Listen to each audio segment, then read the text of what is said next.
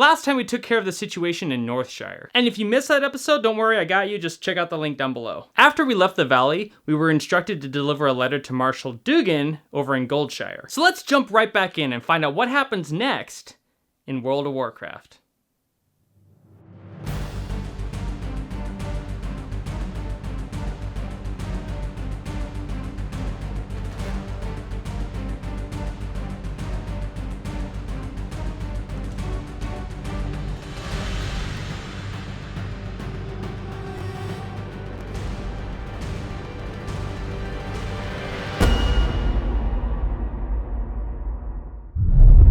If this is your first time on the channel, my name is Cameron and I produce explanation videos for World of Warcraft quest lore. I also want to take this time to remind you that I am on social media and you can follow me by clicking on the links down below. Now, where were we? Yeah, Goldshire. So Durotar was very linear in how it did its quest. I mean, you went from here to there and it really simple. Elwynn Forest, not even close. It's more like this.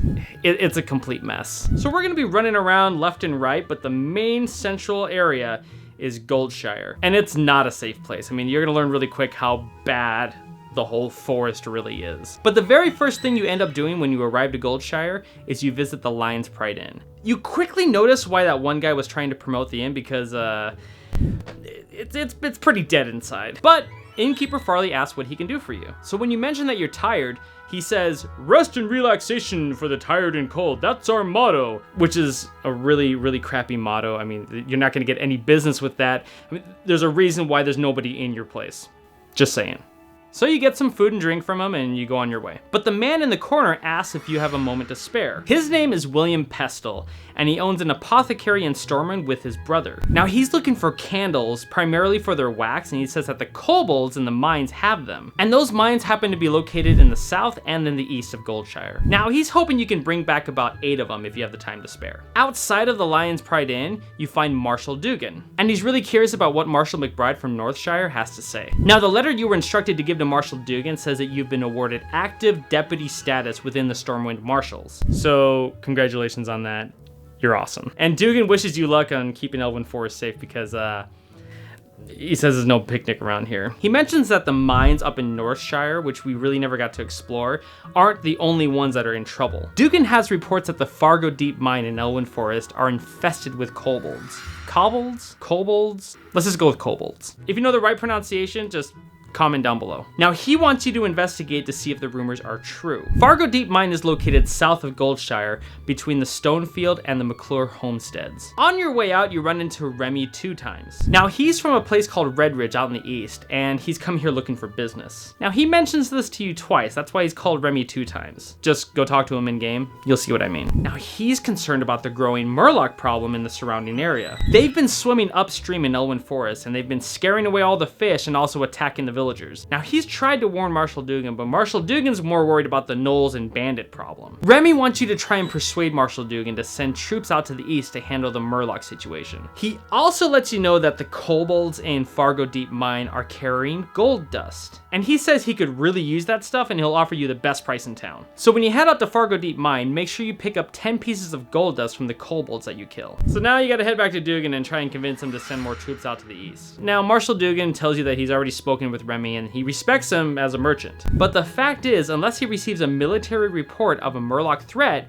he can't afford to send troops out to the east. But he says if you're really concerned about the rumors, then you're more than free to take a look for yourself. He prepares a Stormwind Charger, which is a horse, to take you to Guard Thomas, who's been stationed at the East Bridge for the past week. We'll take a look at that area later. And as much as you want to get started and go down to the Fargo Deep Mine, there's more people to talk to. While you're talking to Marshal Dugan, you notice a man in the building behind him. His name is Smith Argus, and he says he's a bit busy making horseshoes for Werner Osgood in Lakeshire. I know Lakeshire is getting brought up a lot, we're gonna check that out later. But Argus says that there's a dwarven weaponsmith in Stormwind named Grimmond Elmore, and he needs help with a delivery. He also says that we need to keep our ties strong with the dwarves, so this might be a good thing to do. Grimond Elmore is located at a weapons shop in the Dwarven district in Stormwind. Now, Argus also mentions that he doesn't get a lot of aid, but he does have a contact that helps supply him with armor. His name is Osric Strang, and he's located in his shop called Limited Immunity in Old Town. And Argus wants you to bring him a note. So now you need to go to Stormwind, and the fastest way to get there is to take a griffin.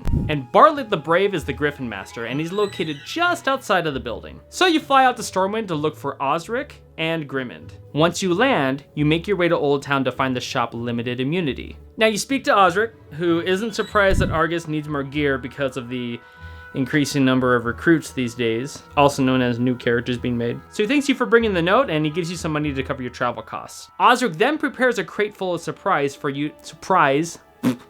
He says you can speak to Dungar Longdrink, who's the Griffin Master over in the Trade District, and catch a ride back to Goldshire. But before we do that, we gotta go find Grimond Elmore in the Dwarven District. When you find Elmore, he tells you that Gringer Stormpike, who's a mountaineer of Ironforge, commissioned Elmore to craft him a weapon. Now, the Stormpikes are a respected Dwarven clan, and they're well known for their very fine taste in weaponry. And Elmore tells you that the weapon is finished, but Gringer's really far away.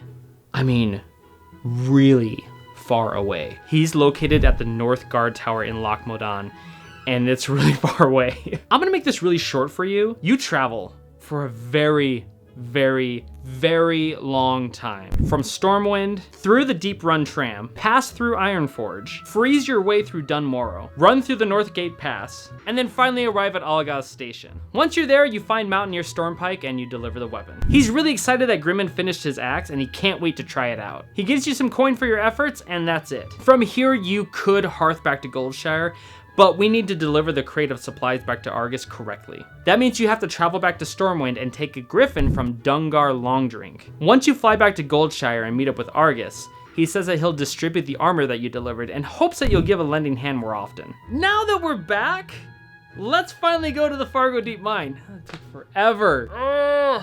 Do you see what I'm talking about going left and right? It gets worse. Once you're there, you kill kobolds and pick up 10 pieces of gold dust for Remy 2 times and 8 candles for William Pestle. You also travel deep into the mine to investigate it. After all that's done, you head back to Goldshire. Remy pays you for the gold dust that you brought back for him, and Marshal Dugan realizes that the kobold problem in the mines are as serious as the reports say they are. He thanks you for investigating, but he says hold on for a minute because he might have another task for you. Now that we know that the Fargo Deep Mine is infested with kobolds, Dungan wants you to investigate another mine. The Jasper Lode mine is located to the east, north of the Tower of Asura, and might have the same kobold infestation problem. Now before you leave, you enter the Lion's Pride Inn and give William Pestle the candles that he wanted. He gives you some money and a kobold's hunting belt, which you'll probably never use. But you know, it's the thought that counts. Now William realizes that you're a very helpful person. Or rather, the person that gets taken advantage of. But anyways, he asks if you'd be willing to do an old man a favor. He says that the last time he was at the McClure Vineyards, he heard Maybelle crying in her cottage. He's hoping that you can go and check up on her. And we'll do that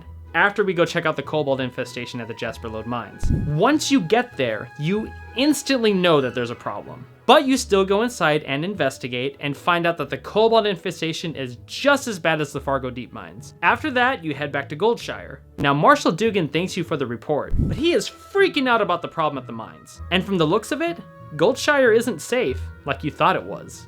But it's not just Goldshire that needs help. The entire Elwyn Forest is in shambles. And that's gonna wrap it up for this episode, but we are not done with this area yet. A big shout out to our first Patreon supporter, Mike Cretion. It's people like you that keep the fire of this project alive, and from the bottom of my heart, thank you.